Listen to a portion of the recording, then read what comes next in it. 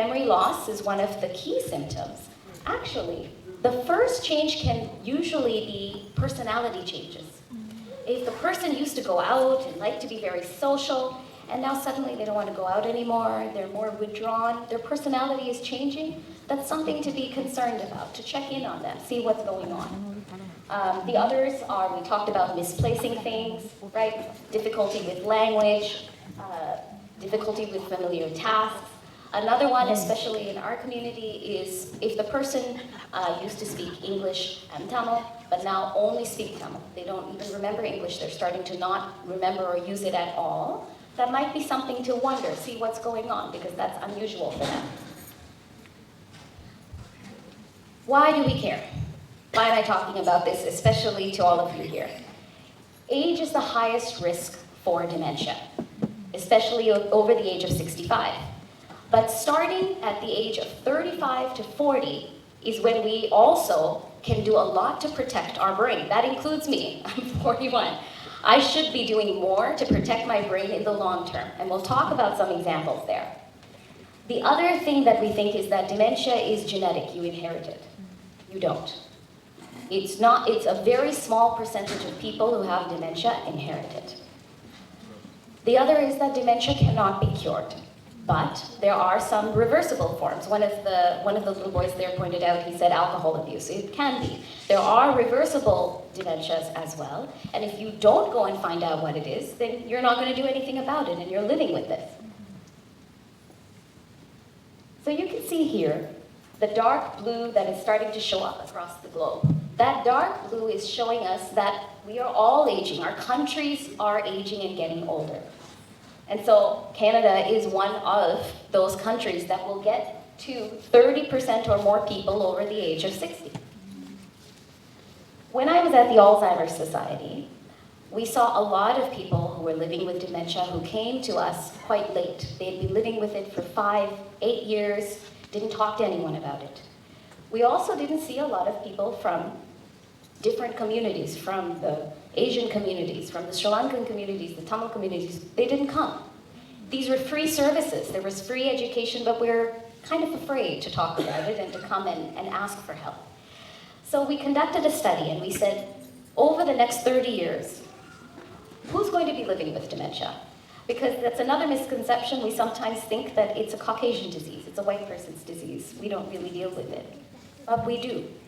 In fact, by 2050, that's not too far away, 1 in 4 people who will develop dementia are Asian. That includes our community. And more women are affected. Women also live longer. Okay, so now that I've talked about this, and I hope it's not too depressing, there are things that you can do about dementia and you can do about your brain health. So what do you do?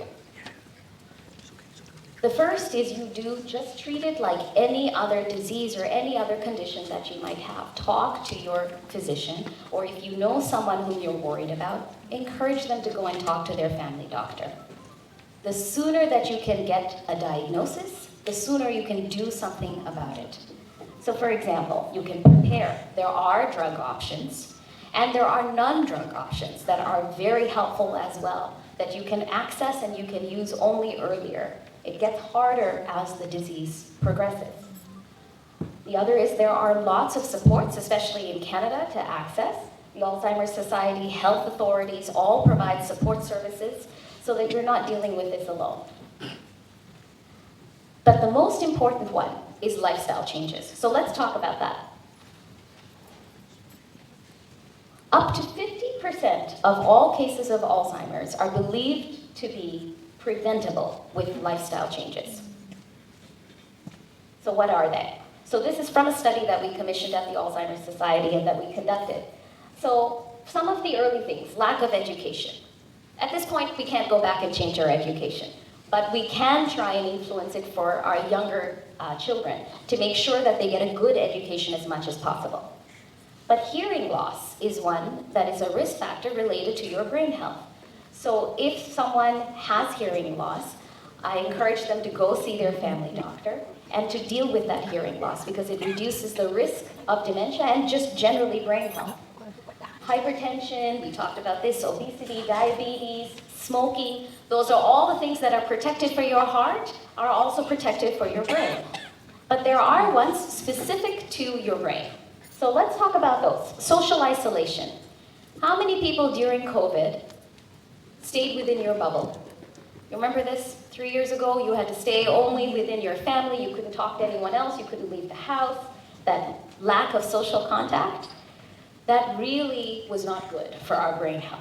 And so even this gathering right here, the fact that you all are here, is really helpful for your brain health. I would also say we should all be standing and walking and talking, but we will get to that. All of those interactions are really important. Some of the other things that are specific to brain health is depression. If someone you know might be dealing with depression, you want to be able to get that seen by your doctor because it can mimic signs of dementia. So what are things you can do day to day? Physical activity. By far the most important thing for your heart and for your health. Walk as much as you can. Meditate. If you're able to do yoga, you should be doing all of those pieces. Protecting your heart, staying active, checking out any medical conditions you have. We've talked about these. Your healthy lifestyle, especially your food, is going to be a really key piece for protecting your heart and your health. So I'll give you a study to really prove this point to you. There was a study, it was conducted in Canada, where they recruited adults over the age 50 plus, and they asked them to change their diet.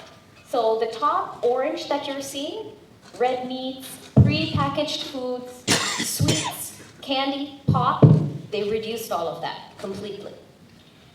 And then they increased all of the green foods, fish, seafood, poultry, whole grains, paripu lentils, all of those.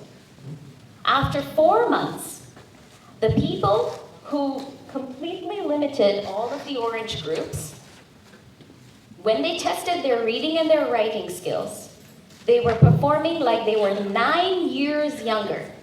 That was only after 4 months of a shift in their diet, compared to people who were going on with their regular diet. It's easier said than done, but it is so important as we're getting older. Okay, so now let's see if you were paying attention while I was talking. Who remembers those 3 words? Nice. You were not paying attention. Yes, you remember it? Red face daisy. Yes. So the reason that I gave you those words earlier is because those are part of a memory test that a doctor might do if anyone was worried about their memory. It's also a good way to make you stay engaged. Right?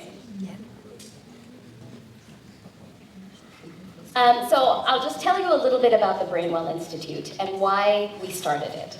We started it because we realized that older adults, seniors, are such an important part of our community and our Canadian population, and we don't do enough to support them. We tend to exclude and isolate over time, and it is not okay. And especially with dementia, something like this, a disease that tends to impact people who are older, there is not a lot in terms of policy and supports that are there and set up for them. And so I've spent the past 20 years working in this area because I feel it is so important that after our elders have done everything they have in terms of building the kind of life they have for us, building the foundations of even a community like this, an association like this, to not support them as they get older, to not help them better in terms of the kind of life they should be living and need to live, is not okay. And that is the mission of the Brainwell Institute. We work with different communities across Canada to raise more awareness about what they can do for their brain health and to understand more about dementia and to change policies at the national Canadian level. This is my team. None of this would have been possible without them. They do all the work in the background. And my one takeaway message, even if you didn't remember the 3 words, is this: your brain health matters. You can change it, you can do something about it at any point in time, even after a diagnosis of dementia or memory impairment. At any point in time, it's one of the most important pieces of lifestyle changes that you can make. Thank you very much. I know dinner is waiting.